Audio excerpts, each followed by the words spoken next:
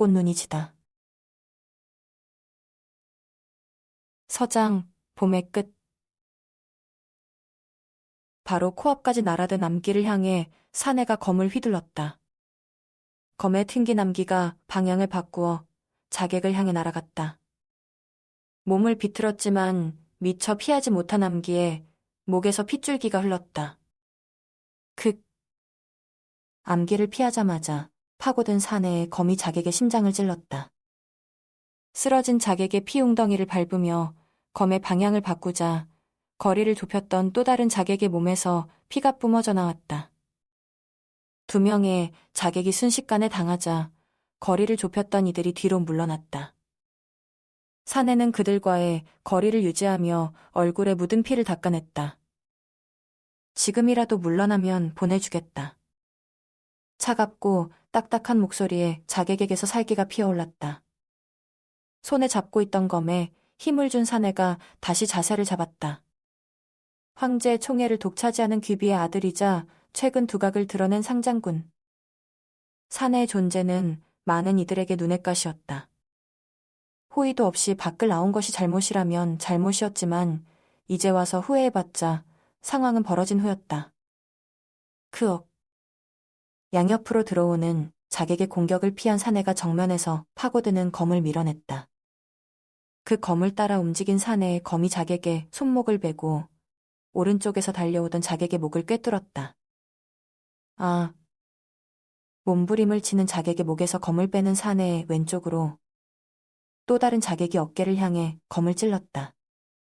간발의 차로 깊이 박히는 일은 피했지만 사내의 어깨가 붉게 피로 물들었다.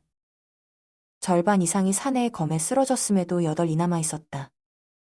사내가 비틀거리자 기다렸다는 듯 여덟이 동시에 달려들었다.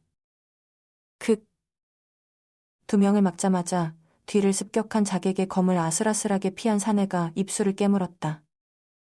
최대한 피한다고 피했건만 어느 틈에 손과 옆구리에도 상처가 나 있었다.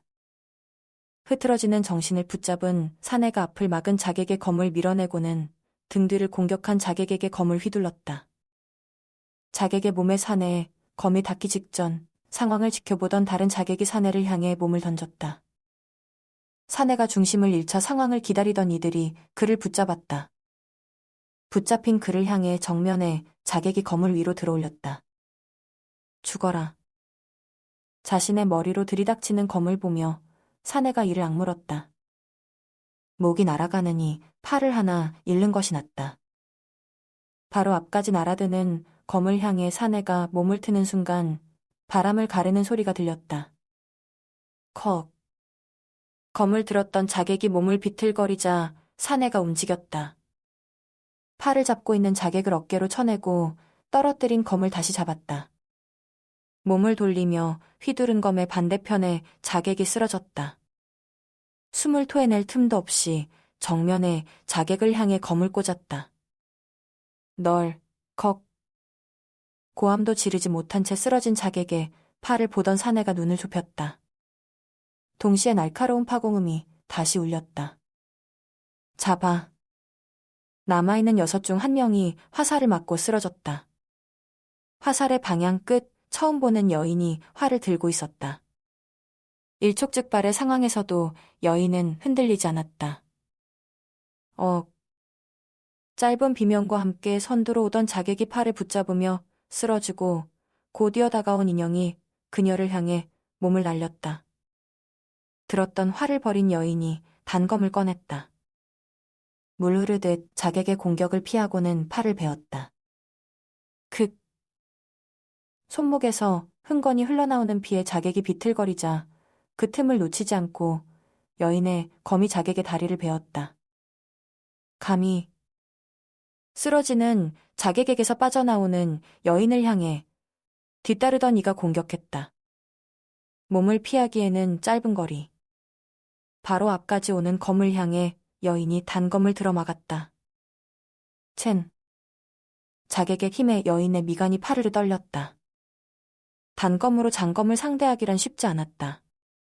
자객과의 거리를 벌리기 위해 여인이 움직였지만 그보다 먼저 의도를 눈치챈 자객이 힘으로 밀어붙였다. 계집 주제. 컥. 여인을 보며 비릿한 미소를 짓던 자객의 눈이 커졌다. 몸에서 튀어나온 검에 묻은 피가 바닥에 한두 방울씩 두둑 떨어졌다. 제 몸을 뚫은 검을 보던 자객이 힘없이 툭 쓰러졌다. 하. 숨을 길게 내쉬며 여인이 주변의 참상을 둘러보았다. 사냥을 하며 동물을 죽이고 가죽을 다루었지만 시신은 처음이었다. 끼어들기는 했지만 눈앞에 놓인 참상은 숨을 내쉬기 힘들 만큼 끔찍했다. 괜찮으십니까? 참상 속에 서 있는 사내를 향해 여인이 차분하게 물었다. 나설 생각은 없었지만 그렇다고 목숨이 위험한 사람을 이대로 외면할 수 없었다. 시신을 보던 사내가 여인을 바라보았다. 무척이나 차갑고 날카로운 눈매를 가진 이였다. 시선에 마주했을 뿐인데도 단단한 쇠사슬로 묶이는 듯해 두렵기까지 했다. 애써 자신을 다독이며 여인이 사내를 보았다. 상처가. 신경 쓸 필요 없소. 날카로운 시선만큼이나 목소리도 참으로 냉정한 사내였다. 이대로 모르는 척 외면할까. 하지만 이미 이 상황에 관여를 한 후였다. 고민하던 여인이 한숨을 내쉬며 사내에게 다가왔다. 갑자기 다가온 그녀를 사내가 피했지만 그보다도 먼저 그녀의 손이 사내를 붙잡았다. 응? 가만히 있어 보시지요. 단호한 기세에 당황한 사내가 눈을 꿈틀댔다. 그 사이 치맛자락을 찢은 여인이 사내의 상처를 꼼꼼히 감쌌다. 거침없이 사내의 손에 붕대를 감은 여인이 사내의 옆구리에 난 상처를 향해 손을 뻗었다. 상처를 자세히 보느라 여인의 손이 사내의 복근에 닿았다. 소스라치게 놀라며 몸을 살해하는 상황에서도 여인의 행동은 거침없었다. 다행히 상처가 그리 깊지는 않습니다. 말을 끝낸 여인이 치맛자락을 더 찢어 사내의 상처를 감쌌다. 피투성이에 시체가 널브러진 상황에서도 여인은 무너지기보다는 침착하게 버티고 있었지만 지켜보는 사내의 표정은 좋지 않았다. 이런 식으로 사내 흔드는 재주가 있나 보군. 모욕적인 언사의 여인의 미간이 딱딱하게 굳었다. 죽을 뻔한 걸 구해줬더니만 사내를 유혹하느냐는 기분 나쁜 답을 들었다. 울컥 화가 치밀었다. 이런 때는 그런 말이 아니라 고맙다는 말씀을 하셔야 합니다. 어찌 성년이 된 사내가 그것도 모른단 말입니까? 생각지 못한 대답에 사내의 눈이 커졌다. 그를 잠시 노려보던 여인이 화살에 맞은 자객의 시신 앞에서 합장하듯 손을 모았다. 자객에게 명복이라니 오지랖도 넓군. 사람을 도와주는데 이유나 차별이 있으면 안 되는 것이었지만 상대할수록 괜히 도와줬다는 생각이 드는 건 어쩔 수 없었다. 어떻게 살아왔든지 죽은 이상동물이든 사람이든 귀한 목숨을 잃은 건 똑같습니다. 어쩔 수 없는 상황이었지만 이 정도도 못해줄 이유는 없지 않습니까? 한마디를 하면 몇 마디가 돌아오는 여인이었다. 차분한 분위기에 담담한 겉모습과는 달리 여인은 호락호락하지 않았다. 오늘 빚은 나중에라도 반드시 갚겠다. 더 이상 여인과 감정 소모를 하고 싶지 않다. 빚은 갚겠다고 했지만 어차피 이 여인과 다시 만날 일은 절대 없었다. 무미건조한 눈으로 주변을 보던 사내가 자리를 떠났다.